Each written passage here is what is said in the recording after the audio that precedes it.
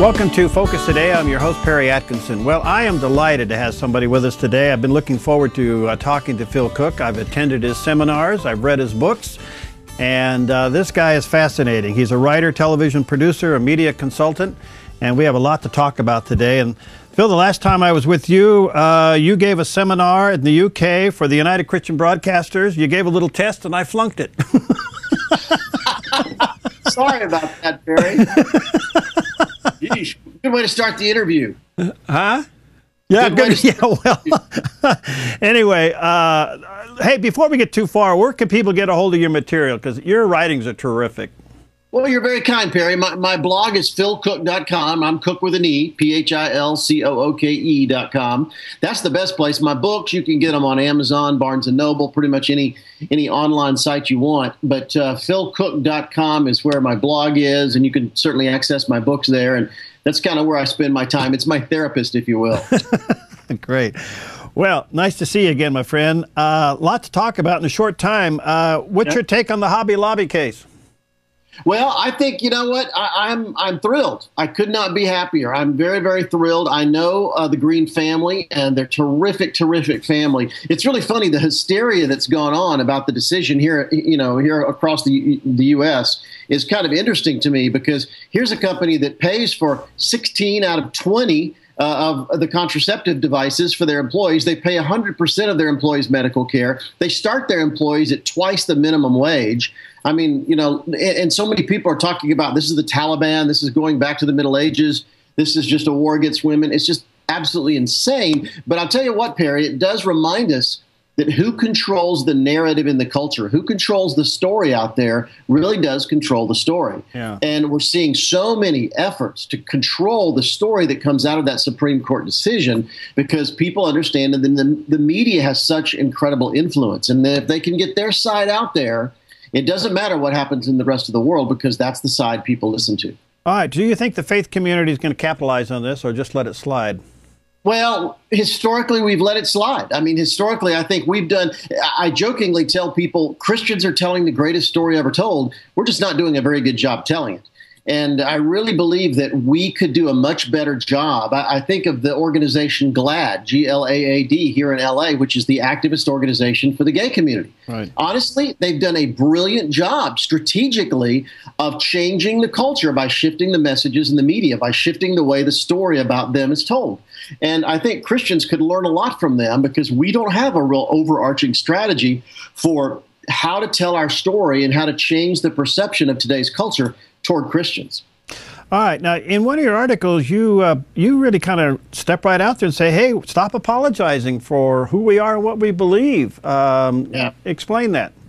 Well, certainly people have done some, Christians have done some bad things in the name of the Lord. We've made mistakes. We've made errors. Some leaders that got too far into politics. Other leaders have gotten into other areas. And so what I see when Christians go in the national media, very often they open up with apologizing for the mistakes of the past. Well, you know what? That can go all the way back to the Crusades or earlier. We've made mistakes from day one. However, I think it's time to put that behind us. What organization hasn't? Democrats, Republicans here in the U.S., any environmentalists, feminists, the gay community, whatever, they've all made mistakes.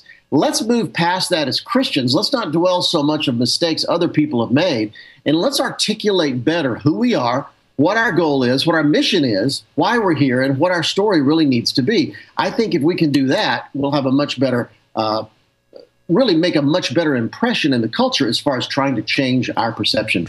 Do you think we kind of got grace and truth mixed up? I mean, Jesus said do both, but we're over here, we want everything goes in order to evangelize, and yet there is another group of us who want to defend the truth and what the Bible says about the cultural issues. We don't seem to find the blend here. You're right. And the truth is, I mean, listen to me, the truth is, I've got a PhD in theology, so truth matters to me, and I think the apologists from Josh McDowell to other guys do brilliant work out there. My first job in the film business was editing Francis Schaeffer's film series, How Should We Then Live, back in the late 70s. Wow. And so I've always been into standing up for the truth. However, what we have to learn is today's generation, millennials, they don't care about the truth. They care about what works. And so arguing with them about what is truth, really, they're not interested. They don't care. They want to know what works for me. And so I think as Christians, we need to shift the way we engage, because just hammering away on truth is not, we're not getting anywhere with that. I think it's time that we started engaging where people are. Paul did this brilliantly in Acts 17 in Mars Hill. He went in where they were and started talking about their religion and used that as the platform to engage them with the gospel. So I think, truth is important. We need to keep talking about it. However, it's not going to be the way we reach this generation. All right. Church growth seems to be accelerating. We're seeing great attendance in America, which is certainly encouraging, but it doesn't translate into cultural change. What do you think the problem is? Well, that's really, really true. That's a great point. And I think in many cases we live in a bubble. There's a huge Christian bubble out there. Today we have Christian publishing, Christian television, Christian radio. We have Christian everything. And you can go your whole life. I saw a Christian insurance company. And the other day I saw, it was Pinterest, the Pinterest website that's a social media site where you can pin pictures and share photos and things with your friends. Now I saw there's a God interest. Somebody's completely ripped off Pinterest to make a Christian site. So we keep retreating back to bubbles, and I don't find that in the Great Commission anywhere. I don't find Jesus commanding the disciples to go and live in bubbles and not actually engage with the culture. So I think even though the churches are growing and there's some wonderful signs out there, and I have pastor friends who are doing remarkable things, I think we need to do a better job of getting out of those bubbles, actually start engaging non-believers with the message of hope. Media it has exploded. The platforms are just enormous. And what an incredible opportunity. Do you think that is the mission field for America? Absolutely. My wife and I have recently launched a nonprofit called the Influence Lab, influencelab.com.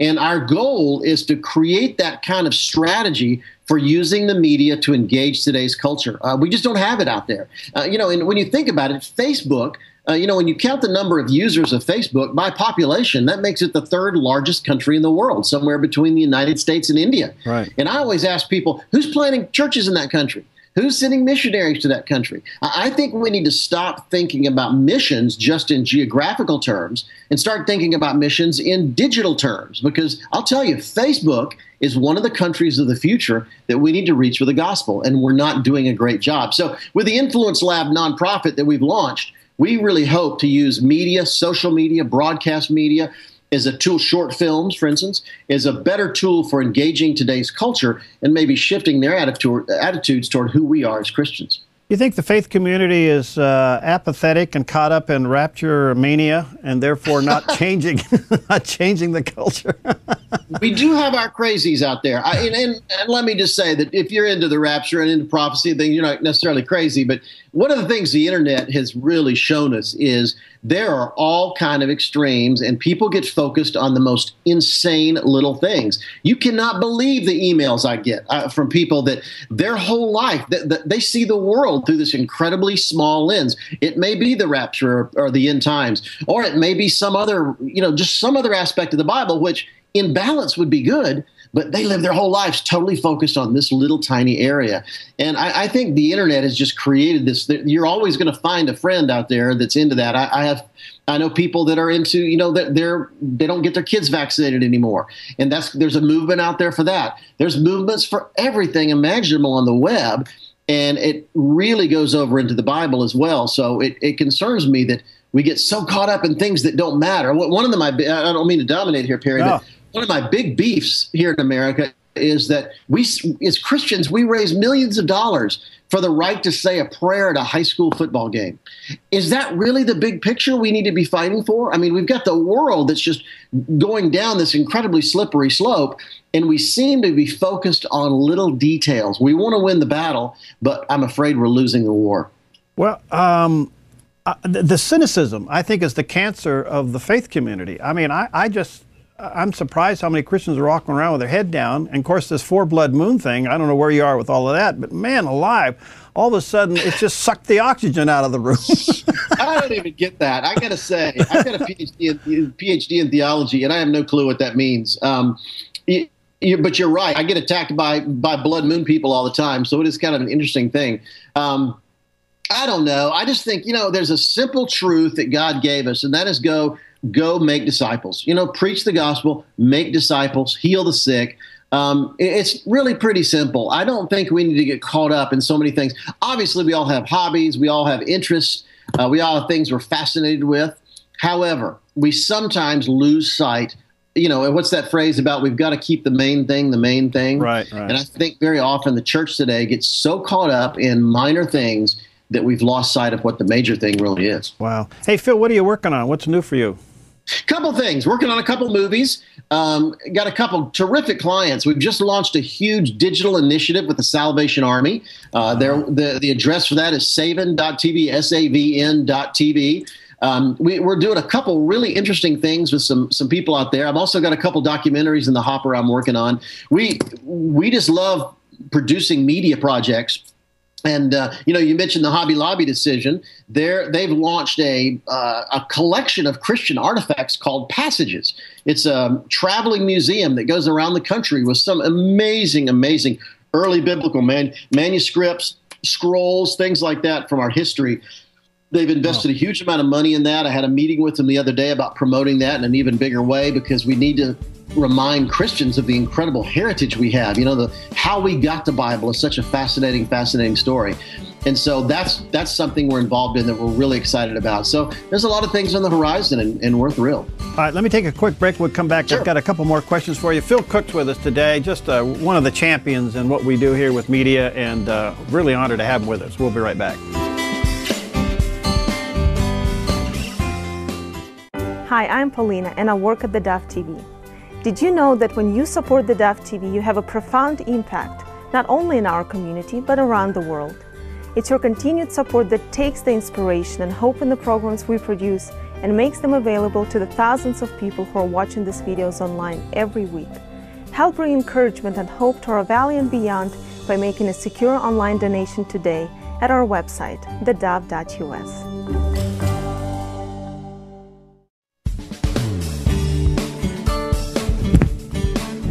We're back, and really delighted and honored to have with us today Phil Cooke, writer, television producer, media consultant. He's authored quite a few books, and let me encourage you, whether you are a pastor, an elder, a board member, church worker, whatever, check out some of his books. Jolt, I think you'll find to be an incredible resource, along with One Big Thing, Unique, just to name a couple of the books that he's written. And you talk about engaging the culture and how to reach them. I think Phil's been called of God to do that, and does an excellent job. So, Phil, any other books that I should mention here? No, that's great. Unique is really the book that is designed for pastors, ministry leaders, nonprofit leaders. That branding term is such a trendy term right now, and most of us really don't know what it means or how to do it. But the truth is, it's about how to tell your story more effectively, and I think that's the key. People want an engaging story. So if you're a leader out there, Unique, it's called Unique, Telling Your Story in the Age of Brands and Social Media, would be a fantastic book for people. And of course, One Big Thing is Discovering What You Were Born to Do. It's really my personal version of Unique, how to figure out that one big thing. I've discovered most of us spend most of our time doing a lot of things average when we should be focusing on doing one thing extraordinarily well, because that's the way to cut through the clutter and get noticed with our career. So I wrote One Big Thing for people who are really struggling, figuring out what their strength is, what we should be doing. Did City Slickers take that from you?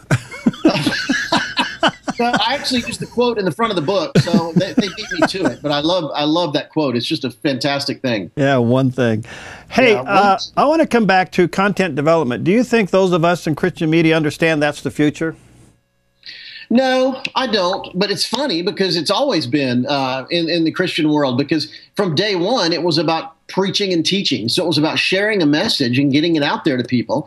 And so, times change. I'll tell you something interesting, Perry. At the turn of the last century, in the early part of the 20th century, churches made more movies than Hollywood. There's numerous areas of documentation that between about 1898 and 1914, maybe up to 1920, the church produced enormous numbers of movies. I was actually at a church, a big cathedral in Montclair, New Jersey, a few years ago. And when they recently remodeled the church, they discovered a movie projection booth that had been built into the wall of the lobby. They had a giant lobby, and they turned it on Friday nights into a movie theater. And so the church embraced movies early on, and then years went by, and they just kind of let it go. And when a void happens, other things are going to fill it. So we've gotten to where we are today. So I do think it's encouraging that a younger generation are embracing media, television, radio, the online world, social media, films, all those kind of things, because I think we live in a media-driven culture. And if we're going to reach them, that's the way to do it. Well, in particular, video-driven culture. Oh, so true. We are picture-oriented. It's amazing. I had an interesting conversation with Kevin Kelly, who co-founded Wired Magazine. And he said, he said they did some research. And when you show a young baby, even a toddler or a little younger baby, a traditional photo, the first thing they try to do is zoom in on it, zoom without knowing anything about iPhones or Androids or anything. It's natural. So it's amazing how young kids get it. I mean, when my computer breaks, I don't send it to a computer shop. I look for a 12-year-old, and they're going to fix it. So it's just interesting how that generation has adapted to expressing themselves visually in that way. Well, it's been said the third generation now has been born with a mouse in its hand. So that's where we are. Let me ask you this. How do you deal with the fact that all of this technology has produced a very short attention span? How do we get the message across? That's tough. I'll tell you, it is so true. It is so true. And the interruptions are at an all-time high. So is impatience. Well, it's amazing when you research. I laugh, but it's tragic because you do a little research and you find out the number of people that get hit by cars because they're texting on their phone. I saw some videos the other day of people walking into fountains in the middle of a city square. I have a friend. I saw a sign on an elevator recently that said, "Please make sure the car is in place before you step into the elevator." I thought it was a joke, and I posted it on my Facebook page. And a friend from high school said she had a friend who did that very thing. Elevator door open. She walked in because she was texting a friend, didn't notice there was no car there, and she fell 7 stories to her death. Ooh. So we're finding that this digital world of ours is reshaping everything. We know research indicates that it takes a second or less for people to decide what articles to read online. I know from my experience as a television producer in a 300-channel universe, it takes people 2 to 3 seconds to decide what show to watch or what channel to watch on cable TV. So everything happens at a blazing speed, which means for Christians, that needs to change the way we present the gospel. We have to understand that there's a lot of competition out there. People are not just going to come and visit your church. There's too many other things to do, too many choices. So we have to understand how to stand out, how to rise above that clutter, and actually get our message noticed. Yeah, because I just did some research the other day and found out that we're listening to music 8 to 10 seconds. I believe it. I totally believe it. I believe it. And I'll tell you this. I found out that I wrote a blog the other day called The Price of Constantly Checking Your Email at philcooke.com. And one of the things I said was research indicates that every time you interrupt the work you're doing to check your email, it takes between 20 and 30 minutes to get back to the same level of focus you were at before you left. And so how many of those does it take in a day to we just get people, some research indicates people do it 70 to 80 times a day, just constantly checking email. Learn to put it aside, focus on what you have to do. Once that's done, periodically check your email, and let me tell you, your productivity will shoot through the roof. Yeah. Well, the other thing is, with this impatient, short attention span world, what's it doing to us as the scripture says, be still and know that I'm God? Are we? What's it doing to our prayer life? What's it doing to our being alone and meditation life? It's killing it. Absolutely killing it. We live in this instant gratification world. That's a problem. If I don't get my Amazon book in 2 days, I'm really upset. We just live in this. I think the instant gratification is transforming more than we think. Not only is it destroying prayer lives, and because the minute you're in the minute you start praying, you think of something you need to do, of course. Yeah. And in an instant gratification world, you have to do that thing right now. I think it has implications for porn. You see all the statistics that porn is absolutely skyrocketing. Kids as young as 8, 9 years old are finding their first exposure to pornography. And we live in this world where it's just so easy. Bang, just one click of my mouse, I can see the most unbelievable pornography sites on the internet. And it's this instant gratification thing. So when it comes to developing a real romantic relationship with my wife, those things take time. And yet I'm used to instant gratification on the web.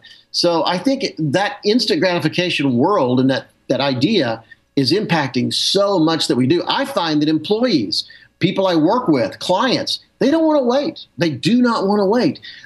It takes years to develop your skill and your talent and develop projects and ideas. And yet we have a generation of people that do not want to wait for that. And that's a real problem. Well, the scripture says, look up for your redemption draweth nigh, and the whole world's now looking down at their iPhones. That's right. Yeah, a few years ago on Father's Day, I launched a campaign called Disconnect to Reconnect. And my idea was, on one day, guys, let's put our computer away, and let's try to reconnect with our family. It took off like a rocket. I was surprised. I mean, a lot of organizations and the secular media picked it up because it's so refreshing to actually put that stuff away. I mean, it's funny. If I leave my phone at home and run an errand in the car, I'm miserable. I'm jittery. It's like being an alcoholic or something. It's just really a weird thing. And we've allowed this to happen, and we need to intentionally focus on being quiet, being still, whether it's with God, whether it's with a good book, whatever. We need to take those times and really be alone. Phil, with all of this technology, do you feel that the simple message of the gospel is getting through? Well, that's a big question. And I think what's interesting is it is the simplicity of that message that will make it get through. And very often we try to dress it up. We feel obligated sometimes at church, for instance, to dress it up with rock and roll music or fancy lights or some kind of a big experience. And I'm not against all those things by any means. However, we often forget that it's the very simplicity of the gospel that makes it work. This is not a highfalutin, complex, strategic thing. It's just a very simple message. And sometimes in this cluttered, hyper-connected, competitive world we live in, we feel like we have to dress that message up and make it more, something that's more interesting to people. But the truth is, it's those simple little things. If you look at companies like Nike and Starbucks. Right now, for instance, Nike has thousands of billboards all over the country with nothing but the Nike swoosh. Mm-hmm. No words, no pictures, no text, just that Nike swoosh on them. And yet millions of people know what that simple message is, know what it means, and knows how it can impact their lives. So I just think that we need to go back and realize the simplicity of the gospel, because that's what's really important. Because the other part of this, we seem to be getting people through the door, maybe even getting them saved, but are we maturing them into disciples? Yeah, no. That's good. That's a great point. I don't think so. I don't see a lot of churches. We don't even do Sunday school anymore. We used to do a Wednesday night service and then maybe a Thursday night prayer service and a Sunday night service. And when I was growing up, we were in church a lot. There's too many things competing for our time today. So most churches do not have a Sunday school where they actually can go into deeper things of the Bible. And so I don't see discipleship doing well out there right now. All right. Phil, you're an inspiration, and I just consider it an honor to have you for a few moments today. Let me encourage our listeners and viewers to go check out his books, and Jolt, The One Big Thing, and Unique. And if you're a church leader or anywhere in ministry, all of these are great resources. And then, I don't know, where can they get some of your documentaries and things? You know what? We did it. They're all over. You know what? Come to my site, probably at philcooke.com, and you can find a lot about it. And also at the Influence Lab I mentioned earlier, we're putting up more and more stuff. We just launched it. We're going to be changing that site in a few days, but it's up. And people are welcome to come and check that out and see what we're doing there. So, yeah. And by the way, let me say, Perry, great questions. Great questions. I love doing interviews that are more of a conversation than a Q&A. Yeah. And you've done a great job with that, and I've really enjoyed it. Well, thank you. And we need to partner. You need to get some of your documentaries on the Dove TV network. Well, we should. Let's talk about that. All right, I'll give you a call. Let's get that going. Sounds great, man. All right, God bless. Have a great day, friend. Bye-bye. All right, Phil Cooke. We'll be right back. Hi, I'm Daniel, and I work at theDove TV. Compared to Portland, Seattle, and LA, Medford might be considered a small market. But at theDove, we're excited about the opportunity to make a big impact right here in our community. And you help make that happen. Did you know that more than 90% of our income comes from people like you? You can help us now by making a secure online donation at our website, thedove.us, or by phoning 541-776-5368.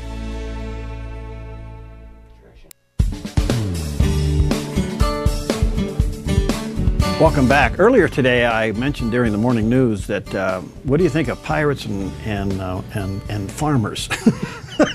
Well, it's a reality, believe it or not. I am delighted to have in the studio with us today Denette Fretz. She is a local author, and she has started a new children's series. It's gotten great reviews, and the first one is Pirates on the Farm. Congratulations. Thank you. It's been a very exciting process. Yeah, and Denette is one of the teachers as well at Grace Christian Schools, and here she is. She's authored this book. It's doing very, very well. Where do you come up with this stuff? Well, I believe in God's gifting. Yeah. And I have always wanted to write. My second grade teacher told me that maybe the reason that I needed glasses was because I wrote too long of stories. And so I believe it's God's gifts, and God gifts each one of us in different ways. And before I write, I sit down and I pray. And I can't really take a lot of credit. It's like if I gave you a car and you got that brand new car, all you could say is it's a gift. You couldn't say I worked for it, I did it, I picked it out, but it was a gift that you've been given. So very imaginative. Thank you. Very imaginative, and the illustrations in these books is true. What's your target range age-wise? What are you going for here? Well, technically they say ages 4 to 7. I believe you can go beyond ages 4 to 7. I have teacher friends that use it at Grace at higher levels. You can get into more of the critical thinking skills with it. I use some higher vocabulary, but marketing-wise, they say ages 4 to 7. Fascinating story. Can you tell us a little bit without giving it all away, what the story is? Well, this is a story about 5 pirates who move into a proper little southern community they're not thrilled about having pirates next door, and specifically they move next to a family called the Sanders family. And I use the name Sanders because it's a derivative of Alexander, which means defender of men. And the father in this story is a defender of men. And every person in the family has a different reaction to the pirates moving next door. The little boy Joy, he's all like, woohoo, there are pirates next door. And the mother's like, oh, there are pirates next door, and wants to get rid of them. And then the daughter is the narrator, and she's kind of ambivalent. She doesn't really have an opinion. She narrates the story. And so it talks about them trying to assimilate into this community, and they are very poor farmers, which brings a lot of humor to the book. And then how there's the reaction over time to these pirates, and how love brings them into the community. Fascinating. There's some illustrations. Those watching on the Dove TV can see some of the illustrations out of it. It's just so wonderfully done. And here it is, Denette, right here out of Medford, getting this world attention. This is great. The books are available at the stores. Correct. They're available anywhere books are sold, basically Amazon.com, BarnesandNoble.com. Evangel carries them in stock. You can get them right down at Evangel. Yeah, check it out. All right, and number 2. Right. What has this been? This is hasn't been released yet. That's my advance copy. The date is September 2nd, and those are also available for pre-order right now. But basically, the premise of the Next Door series, it's a series called the Next Door series. The basic premise is to love your neighbor as yourself. It's the second commandment, and my goal for the series was that parents have another way of teaching their kids again and again and again, like it talks in Deuteronomy, about loving your neighbor as yourself. So this one was to love your neighbor no matter who your neighbor is. Okay. This one is more love your enemies. And so this is Conrad. He's a wannabe cowboy, and I just tagged one picture in here that Jean did that's fantastic. That's one of my favorites. So this is Conrad right here. And pictures can zoom in on that or not. Yeah, there you go. He's a city slicker with a penchant for first aid, and you can see his first aid kits. If you know anything about kids, they love Band-Aids, and Conrad loves Band-Aids and first aid kits, and he's a city slicker who wants to be a cowboy, goes to his Uncle Clint's ranch, and there is a know-it-all cowgirl next door. Conrad and the cowgirl. There you go. Really, huh? And what happens here, just roughly? Roughly, it's really fun because it has a lot of cowboyisms in it, like do not squat with spurs on. And the hardest thing about learning to ride is the ground. Yeah. And so there are a lot of cowboyisms, but he is there. She's always telling him what he's doing wrong. And she has her own calamity befall her, and he has a choice to make. Is he going to love his enemies, love his neighbor, or is he going to walk away? Fascinating. So, all right, and book 2 will be out when? September 2nd. September 2nd. Congratulations, Conrad and the Cowgirl. Well, these are, again, you can check out Denette's work on their Facebook page, and that is the Next Door series. and you can check it out there and get a copy of these books for your children. Again, same age bracket? Same age bracket, target audience 4 to 7. There's a parent letter in the back of each one, and I say in the parent letters to go ahead and do what's age appropriate for your child. So both of them have a parent letter with relevant scriptures. Okay. So for instance, this one talks about discussing Matthew 22:39, which is that the second greatest commandment is to love your neighbor as yourself, and also the parable of the Good Samaritan is in here to discuss with your child in relationship to that. And so that's why I say it says 4 to 7. Your 4-year-olds are going to more have fun with the pictures and, you know, basic story. Your older kids, you can get deeper into it in those discussions with your kids. So there's a parent letter for parents back here to do what's appropriate for their child. And this one here, you're saying check out Matthew 5, Romans 12, and some other verses there. Correct. All right. Yeah, this is fascinating. What's it like to see something you work on actually come off the press and published? It's been a lifelong dream. Really? And I tried for years and years and years. And I tried on my own. I tried small, independent companies. I tried doing it, and I couldn't get it off the ground until I got an agent. But it's one of those things you prayed for years and years and years. And then to see it it's amazing. I can't imagine. And then, you know, the other part of it is that I've felt like it's immeasurably more. It's more than I was trying for on, you know, my own to get in there just as an independent. One thing I've learned through this process is that I don't have to do it all on my own. There's a lot of other people out there to help you, and I've learned to accept help. It's just amazing, and it is a gift. You do a wonderful job with this, and I want to encourage you to check them out at Evangel or the bookstores, and look for this one in September. This one's out now, Pirates on the Farm. What's next? Well, hopefully number 3. They haven't committed to it yet, but the number 3 is working together, and so I hope that we find a home for that one. So hopefully Zondervan will pick that one up as well. They like the manuscript, and so they're What's to the commit theme there? To working together. Okay. So it's working out of Ecclesiastes, where it talks about how one can help somebody up if they've fallen down, and so that scripture in Ecclesiastes. Are you back on the farm with that one? No, we're not back on the farm. It's all going to be different neighbors and different situations, different scenarios, because you know you never know who your neighbors are and what it's. Well, there's so many things about this that is fascinating. Not only is Denette local and getting national attention with her writing and her publishing, but it's putting kids back into reading again, which is so important. You know, you're a teacher, and are kids interested in reading these days? I would say not as much because of the computer age. So one of my greatest hopes with these books is that you sit down and you sit down next to your child. I like Kindles and Nooks for a lot of reasons, but what I don't want to happen with Kindles and Nooks and the ebooks is where I just hand you a tablet and say go read. Yeah. And so my hope with these books is that you sit down with your child, they read it together, and you discuss the biblical principles in it. And the illustrations pull them through. Exactly, exactly. Yeah, and he's done a wonderful job. Your illustrator is? Gene Beretta. And he's worked with Sesame Street, he's worked with Between the Lions, he's got a series of inventor books that are very popular. He's been critically acclaimed for a lot of these. Now and Ben, Timeless Thomas, Neo Leo about inventors, Thomas Edison, this is Benjamin Franklin. So he's kind of, I think, got a teacher heart as well, which is what makes it work too, because of his teacher heart. Well, congratulations again. Thank you. I've known her struggles in trying to get this published, and now it's done. And let me encourage you to check this one out. This is the one that's available right now, and that's Pirates on the Farm. It's fascinating, and the illustrations are just wonderful. The storyline is just terrific. And again, parents, read the letter to you written by Denette in the back of the book. And then in September, look for number 2. This is the Next Door series, and that'll be Conrad and the Cowgirl. There we go.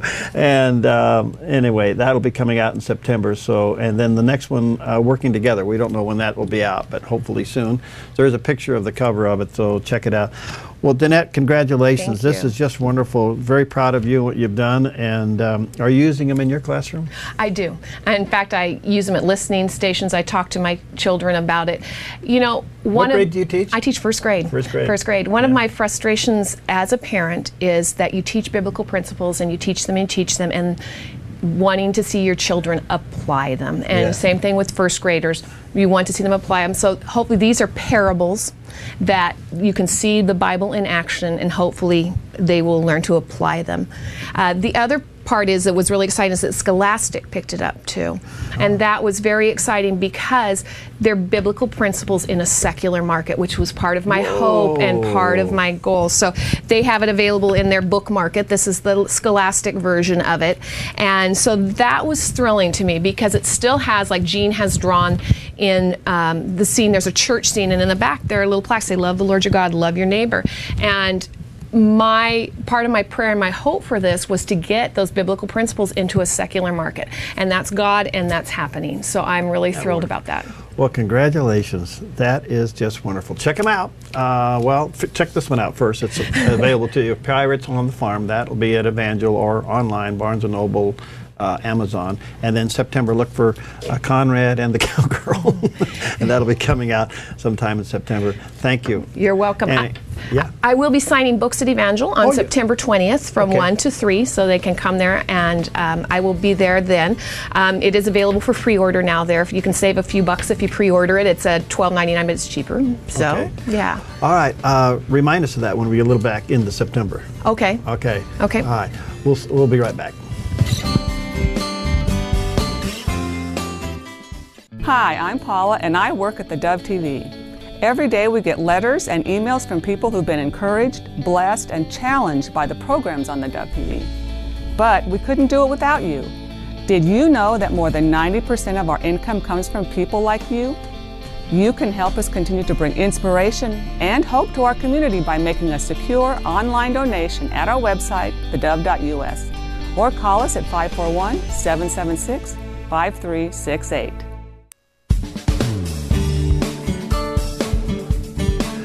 Okay, we're back. Hey, I forgot. I know, I make mistakes. That's hard to believe, isn't it? I forgot to give 2 of these books away of Denette Fretz's book called Pirates on the Farm, and we have 2 to give away. So callers 5 and 6, that's area code 541-776-5368, or toll free 800-373-5368. Callers number 5 and 6 will win one of these books. And if you have some young children at home, this is a fun book to have. And let me encourage you to get a copy of it, all right? So callers number 5 and 6, area code 541-776-5368. Or if you're listening and watching outside the immediate Medford area, you can win one too. Give it a try at 800-373-5368. Callers number 5 and 6 will win a copy of Pirates on the Farm by Denette Fretz. All right, it's a great book. I want to take a few moments for the rest of the program today, just give you an update on where we are with the Dove and our move. So many of you have been calling and encouraging us and volunteering and things like that, and I want to say thank you. We're in a very highly technical stage right now in pre-engineering and pre-wiring the new building.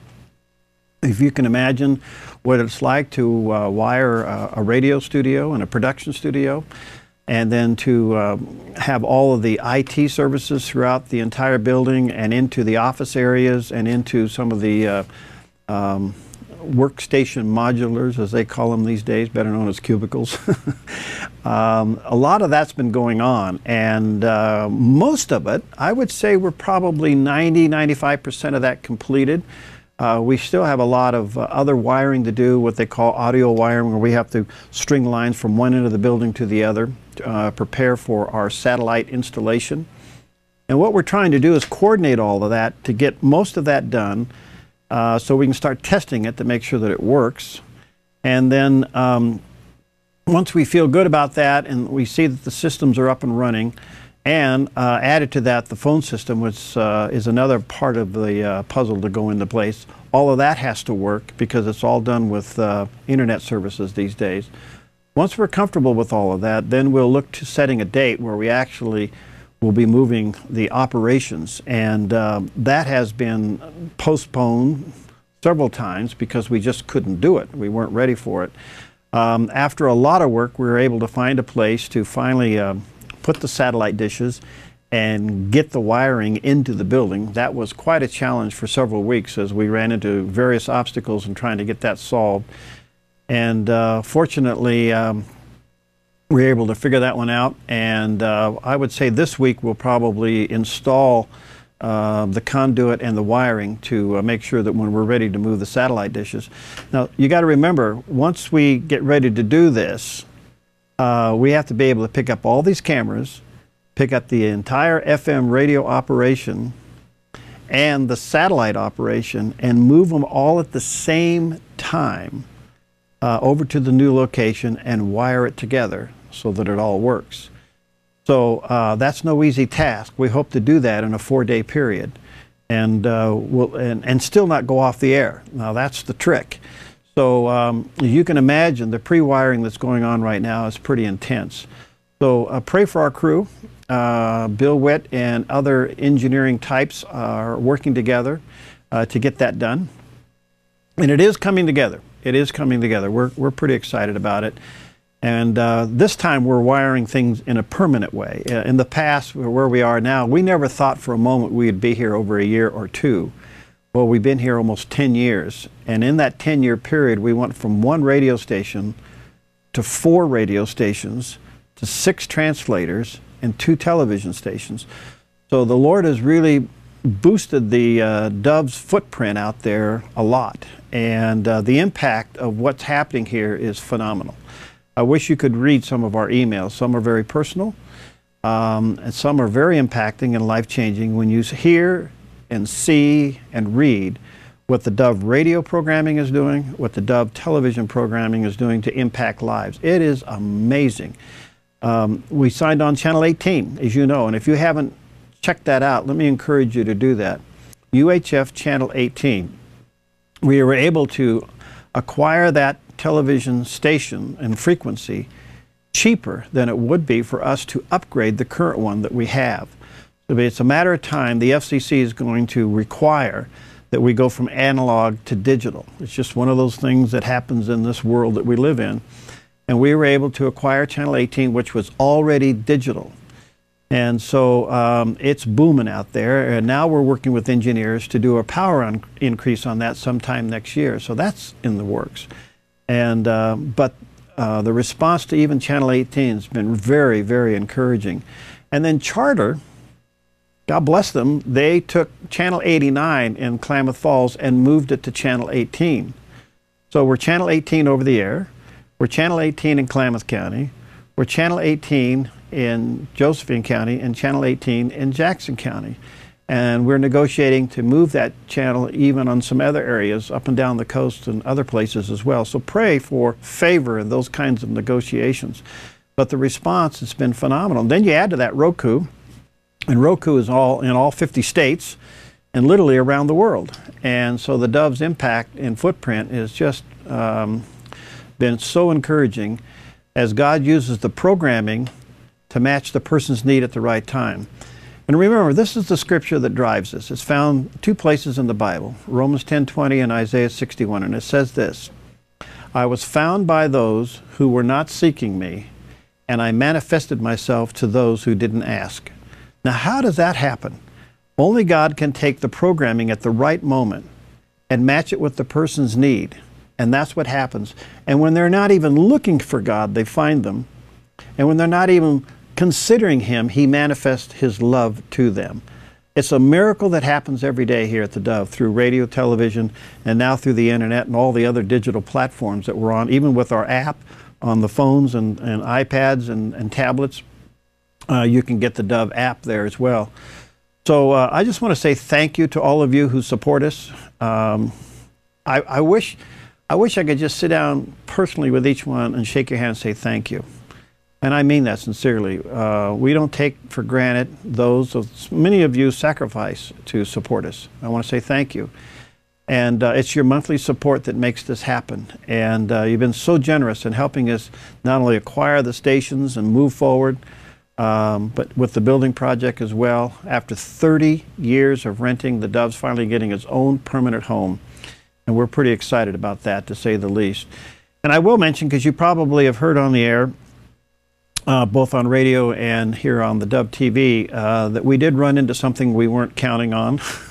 I guess those are the risk of taking on big projects. And we really thought that in some of the areas of our new building that we probably could get by with fans and not air conditioning. And well, we have since found out with this last heat wave that that's not the case. Portions of the building has air conditioning in it. Some of the offices do.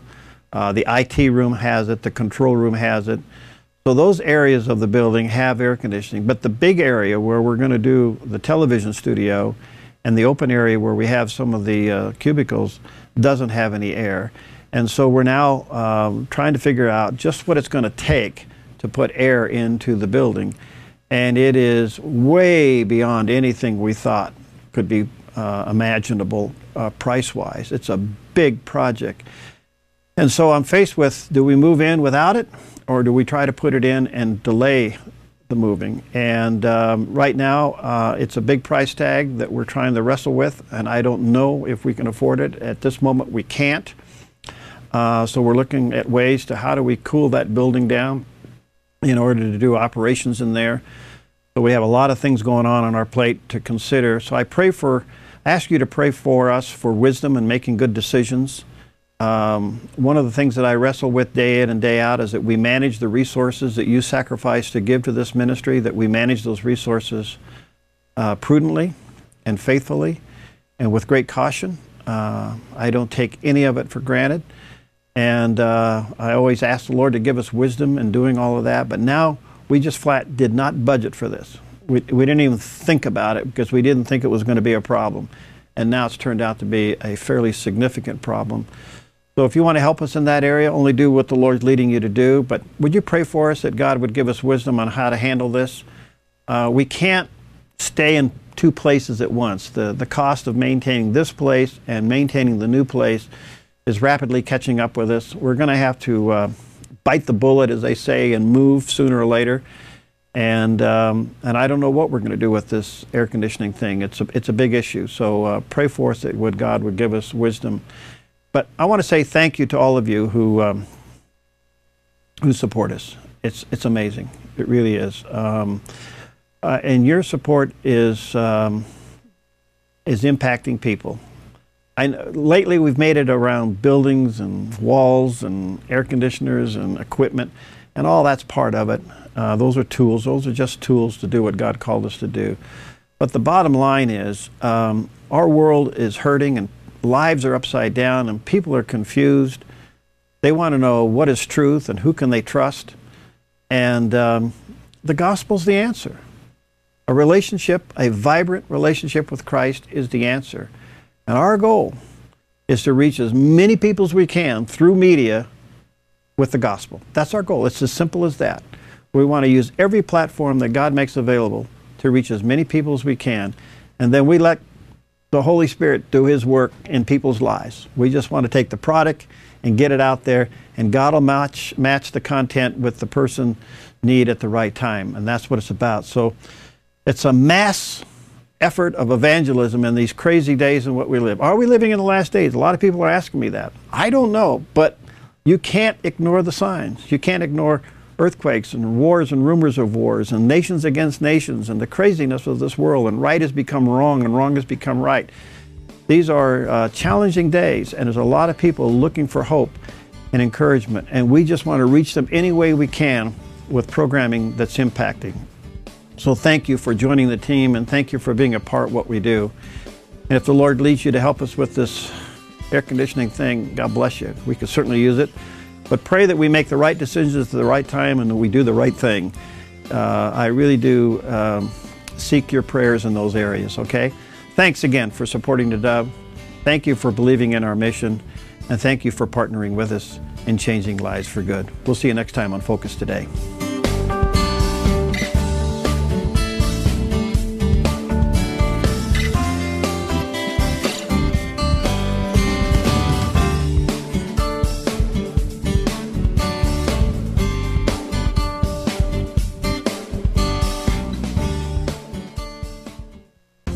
Hi, I'm Jim and I work at theDove TV. Every weekday between 6 and 8 a.m., our award-winning news and sports team bring you the best morning show around. It's live, it's honest, and it's a whole lot of fun. And you help make it happen. Did you know that more than 90% of our income comes from people like you? You can help us continue to air local programs that share your voice by making a secure online donation at our website, thedove.us.